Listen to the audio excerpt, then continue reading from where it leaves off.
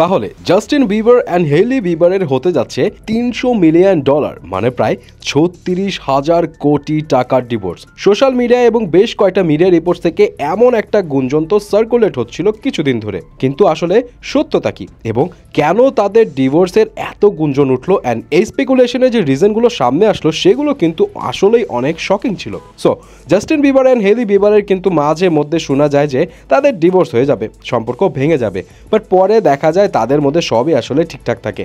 But এবার কিছু media রিপোর্টসে speculation ছিল যে তাদের দুজনের ক্লোজ সোর্স জানা ছিল তাদের ডিভোর্স হবে এবং সেটেলমেন্ট হিসেবে $300 মিলিয়ন, মানে প্রায় 36,000 কোটি টাকা হেইলিকে দিতে হবে।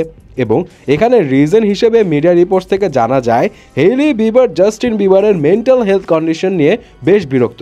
দিন দিন জাস্টিন অ্যাবনর্মাল আচরণ করছিল, কারণ র্যাপার ডিডিএর মামলায় নিজের ক্যারিয়ার নষ্ট হবার ভয়ে নাকি দিন দিন এমন আচরণ করছে জাস্টিন। এবং কিছু রিপোর্টস এটাও সাজেস্ট করছে যে হেইলি বিবারের ফ্রেন্ডসরা নাকি হেইলিকে অনেক দিন ধরে প্রেশারাইজ করছে বা পুশ করছে যে জাস্টিনকে ছেড়ে দিতে। কারণ কিছু রিপোর্টসের ক্লেম হলো যে হেইলি 2018 সালে জাস্টিনকে বিয়ে করেছিল জাস্ট একটা শর্তে, যে জাস্টিন ঠিকঠাকভাবে ক্লিন অ্যান্ড সোবার থাকবে অ্যান্ড সেই সাথে তার বিহেভিয়ার অ্যাপ্রোপ্রিয়েট হবে। বাট বাবা হবার পরে জাস্টিন বিবার কিছুটা স্ট্রাগল ফেস করছে অ্যান্ড এই কারণে সে মানসিকভাবে কিছুটা বিপর্যস্ত আচরণ করছে এবং হুটহাট করে নাকি হেলির সাথে আনএক্সেপ্টেবল বিহেভিয়ার করছে, যেগুলো দেখে এখন হেলির ফ্রেন্ডসরা চাচ্ছে না যে হেলি অ্যান্ড জাস্টিন এখন একসাথে থাকুক। অ্যান্ড এই বিষয়গুলো হেলি তো এতদিন পাত্তা দেয়নি, কারণ সে জাস্টিনকে অনেক ভালোবাসে, যার জন্য জাস্টিনকে ছাড়ার কোনো প্ল্যান আগে তার ছিল না। যদিও হেলি নাকি বিয়ের পর থেকে বেশ কিছু ঝামেলা ফেস করছিল, বাট সে হাসি মুখে সব মেনে নিয়েছিল এতদিন।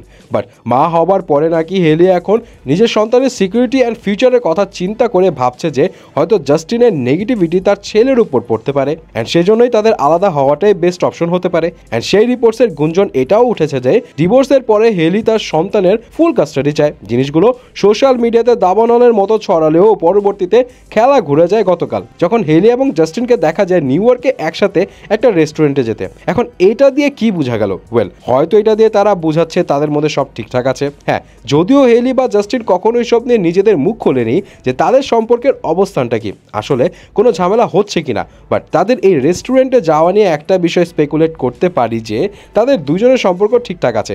আবার এমনও হতে পারে তারা হয়তো ভিতরে ভিতরে ঠিক নেই, বাট সেটা প্রকাশ করতে চাচ্ছে না। Who knows. এখন একই গুঞ্জন বারবার মাথাচাড়া দিচ্ছে, সো যা রটে তার কিছুটা হলেও তো ঘটে। But hope for the best and let's see কি হয়। So viewers, Justin Bieber and Hailey বিবারের সম্পর্ক নিয়ে আপনার মতামত কি জানাবেন কিন্তু।